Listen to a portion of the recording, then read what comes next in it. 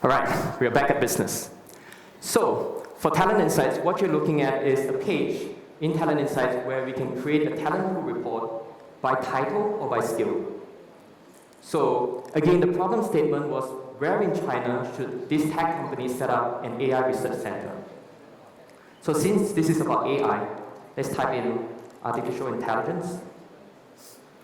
You realize that the system is smart enough to suggest other relevant skills based on what you've typed in. So let's put in a few more, say machine learning, computer vision, deep learning maybe, and NLP. And then for location, you can type in a country or a city. So in this case, let's type in China.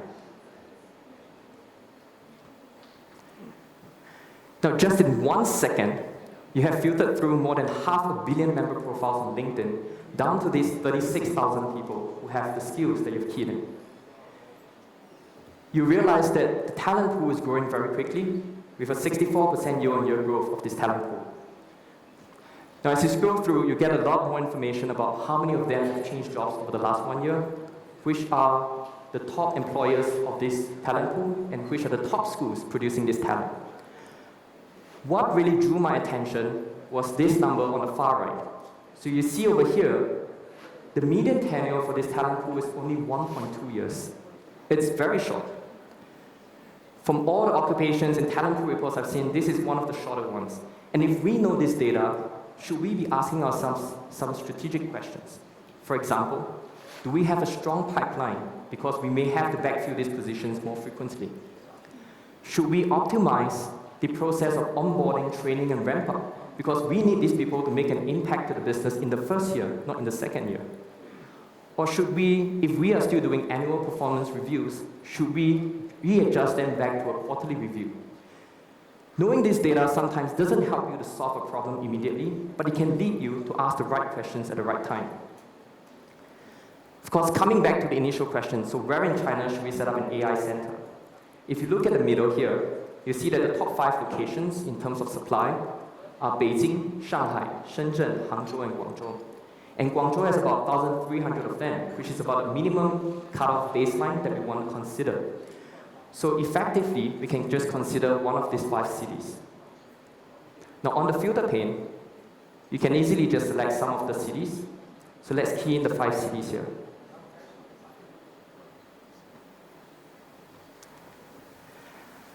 Now, from 36,000 professionals, the number here is 25,000, which means that these 5 cities alone make up 2/3 of the talent pool. Again, confirming that one of these 5 cities would be a safe bet for me to make.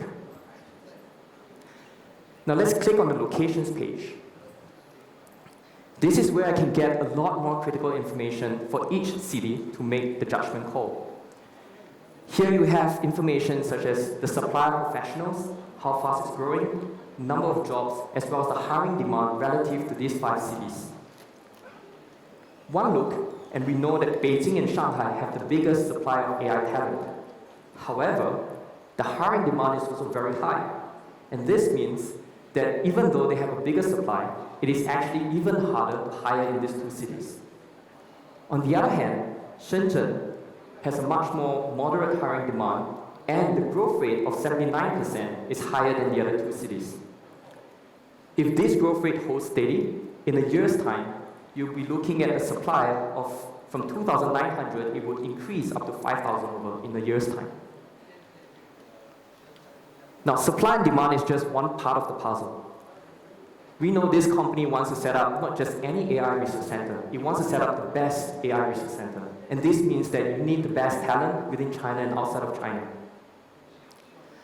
Now, at the bottom, this is a talent pool report, talent flow report where you may have seen in the earlier sessions this morning. So here, the default location is set to Beijing. And what it's showing here is that Beijing has lost 84 AI talent to Shanghai and have gained 69 from them. If you look down the list, you realize that on the overall, Beijing seems to be losing talent to other cities. Now, what about Shenzhen? Any guesses? Now let's take a look. Shenzhen tells a very, very different picture over here.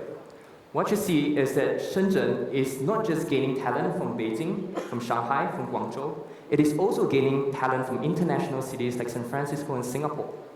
Seems like Shenzhen is somewhat of an international talent attraction hub for AI talent. Now let's come back to the initial question. If we can go back to the slides.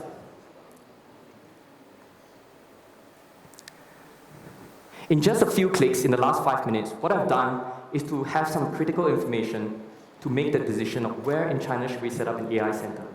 Now we know in a few clicks that Beijing, Shanghai, and Shenzhen have the biggest supply of AI talent in China.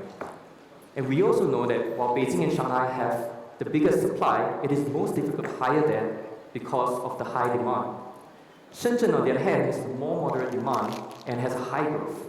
And moreover, Shenzhen is gaining AI talent from these two cities and other international cities.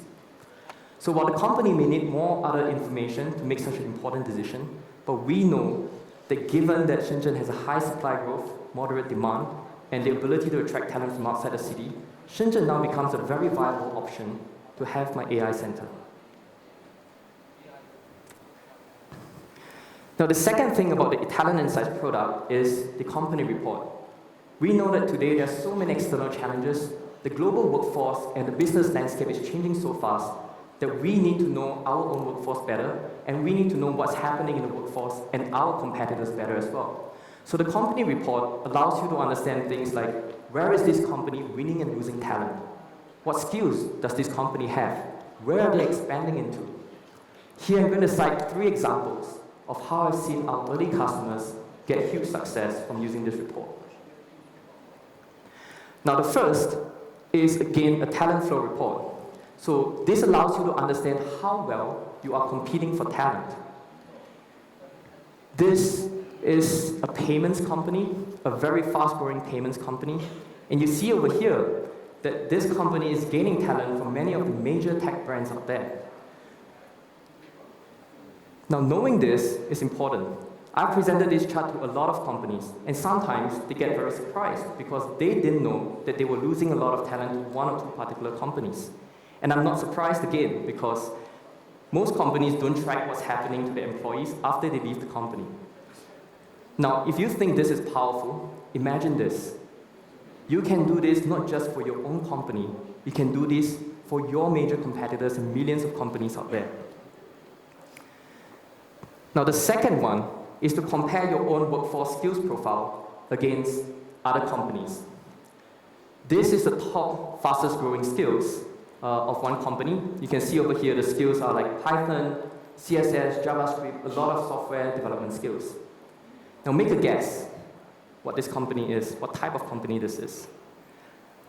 You may be surprised by the answer. It's not a tech firm, it is a retail company. A traditional retail company with many retail stores. It is very clear from analyzing their workforce that they are aggressively going digital. Now let's take a look at their top competitor. This is the fastest growing skills for them. You realize that the set of skills is very different. Here you have 2 different companies. They are competing in the same markets and selling the same category of products. But just by looking at the fast-growing skills of the workforce, you realize that they have very different strategies. And this is what fascinates me, because by analyzing the workforce or the skills that they have, you can get a sense of what your competitors' strategies are. We shouldn't be surprised by this, because for every strategy, you need people to execute them. And if you know who these people are, what kind of skills they have, you should be able to find out, or at least guess what their strategies are. The third example of how strategies can be used is you can look at the locations page within Talent Insights. So over here, you can get basically an overview of the global footprint of any company. How many people they have in one region, which regions are they expanding into, how many people they have in one city. This example is of a global insurance company. You'll see that they're big in North America and big in APAC. Now, what caught my attention was that the second fastest growing location for them is actually Chengdu. If you are an insurance company operating in China today, you may be wondering, What are they doing in Chengdu today? Who are they hiring? Could they be hiring more salespeople because they want to grow their business there? And if that's the case, how should you think about your own strategies? Should you be rebranding yourself, for example? The great thing about Talent Insights is that you can go and filter down to the exact location you want for this workforce. In this case, surprisingly, they are not hiring salespeople. They are not trying to grow their business there. It seems that most of these people they've hired, about 100 of them, are software engineers. So it looks like they're building some kind of offshore tech hub, possibly to build some apps or data models for the company. Again, a fascinating example of how we can analyze the workforce of a company to understand what they are doing and what their strategies are. Now, you realize by now that Talent Insights sits at the intersection of talent intelligence and business strategy. This follows the natural evolution of talent analytics. Talent analytics, if you're familiar with it, used to be about using data for talent decisions. Today, it's about using talent data for business decisions. What was holding companies back is that they often had a lot of internal data, attrition rates, are my employees engaged with my company, but they didn't have as much external data to understand what's happening outside of their company. But today, with LinkedIn Talent Insights, you can have all this data and insights. LinkedIn has over 500 million member profiles, right? And we know we have recorded over 50,000 different skill types and millions of companies out there which these members work for. Every connection, every update, every skill added, every time someone makes a job move, all these are real-time information on the global workforce. And now that same data is aggregated into key insights and made available to you in the new business intelligence tool. With this tool, you can have real-time insights to almost every occupation and every skill in the world and competitive information on millions of companies out there. In my 7 years at LinkedIn, I've never been more excited than now, and it's been a huge, huge privilege to see this product launch and to be able to share it with you. This is LinkedIn Talent Insights. Thank you.